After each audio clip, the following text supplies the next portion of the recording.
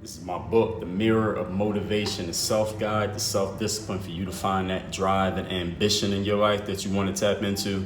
Get this book free. Go to the link below and I'll ship it to you worldwide.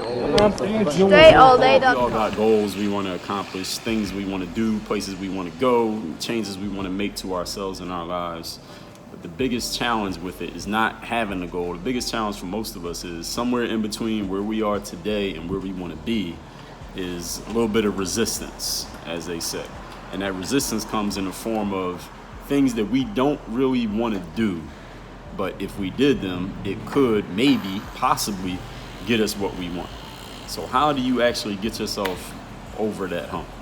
See, the thing is, let's say, for example, somebody who wants to be in shape, but you don't really like working out, or someone who wants to be healthy or you want to lose weight, but you can't stop eating chocolate cake and candy and potato chips, or someone who you want to generate more money in your business, but you can't get yourself to make those cold calls or knock on doors or market and promote your business anymore because you feel like you're being too salesy and you rather people come to you instead of you going to them. How do you get yourself over that hump? Here's the thing that you got to understand. People who don't have a problem, let's say, for example, making cold calls at work, or they love going to the gym, or at least it looks like they love going to the gym, or they don't have a problem taking eating some spinach or taking a greens shake or protein or eating some kind of food that you think is nasty and they don't have a problem staying away from the junk. What's the difference with those people?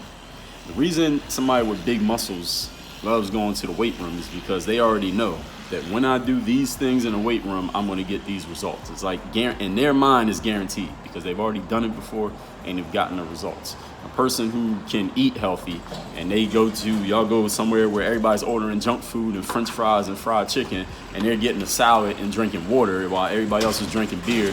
You're like, how is it possible they can do that? It's because they know in their mind is guaranteed that if I do these things and stay away from these things, I'm going to get a result. The person who's willing to make cold calls at work is not that they love cold calls, is that they love what's going to come on the other side of it, which is the sales they're going to make, because they know that every 10 calls they make, they're going to close 2 or 3 sales, so they know they're going to make that money. So they don't have a problem going through the 7 or 8 people who hang up on them or cuss them out or don't answer the phone. They already know that they're going to get that result. So they may not love the process any more than you do, but they know what's on the other side of it, and they care more about what's on the other side than they're worried about what they got to go through to get to it. For you or anyone out there you're facing that resistance to going to the gym, to picking up the phone, to marketing yourself, to sending that email, to posting more on social media, to eating healthy, whatever it is you've been finding yourself having resistance to doing, because 99% of the time we know what we need to do if we want to get better at something. Most things in life we want to get better at, we know what we need to do to actually get better. We just don't do it. It's not that we're missing the information most of the time. The thing that's stopping you is that you're not 100% sure that it's going to work. Even though you done seen 100 people go to the gym and get in better shape. Even though you've heard 1,000 people talk about you make these phone calls, these are the results you want to get. Even though you know that if you stop eating fried chicken and chocolate cake, you'll probably lose weight over the next 6 weeks. Even though you know these things in your mind logically, you haven't experienced it, so you're not 100% sure. And you don't like going through that process. So what you really need to start thinking about is not what do I have to go through, or how much of a challenge is it going to be, or how bad is it, or how much work do I have to do, or when am I not going to feel like it on the 3rd day. What you really need to think about is what do I want that's on the other side of it. And until or unless what's on the other side is something that you want more than you dislike going through the process, you will never move yourself to action.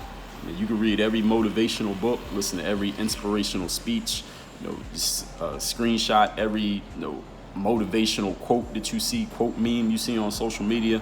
None of those are going to move you to action until what I just said happens. Until the result that you want, your desire for that result is stronger than your dislike for the process, you're never going to move yourself to action. And look at the people who have achieved the outcomes that you want. They had to go through the exact same resistance that you did. The only difference with them is they know that going through that is going to produce a result for them. You're not quite sure, even though, again, logically you can understand it. And until you turn that over in your mind, which usually is going to take you going through some action, you can't think your way into a result. You got to do something. Once you're able to move yourself to that action, you start getting a little bit of results, then you get a little bit of momentum. Then you say, okay, let me try it again. Then you do it a little bit more. Then you go a little bit further and a little bit further.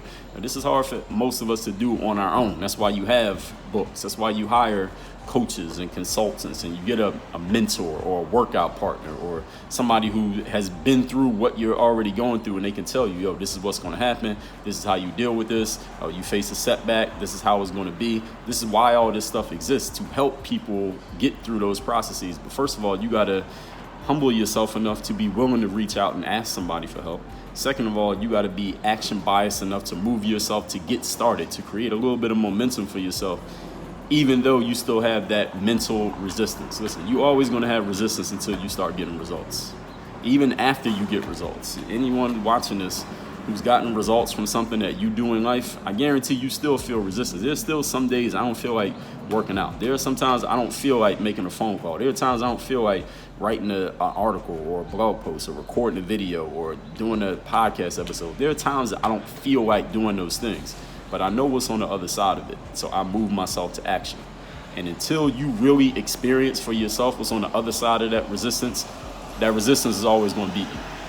So you got to push yourself past it, even when you're unsure, and that's when things start turning for you. That's how you create momentum. When it seems like everything is resistant against you, but you find a way to move anyway, all of a sudden everything starts falling down. It's like dominoes. You ever see when someone hits one domino and then all the dominoes fall? They got it set up like that. That's the way that it works when you get to move yourself past resistance. But you got to do that knowing that you don't know if it's going to work. Work on your game.